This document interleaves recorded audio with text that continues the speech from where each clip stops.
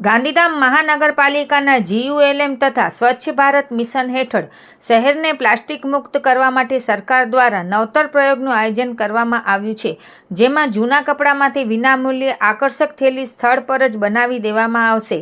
My થેલી અભિયાન શરૂ કરવામાં આવ્યું છે.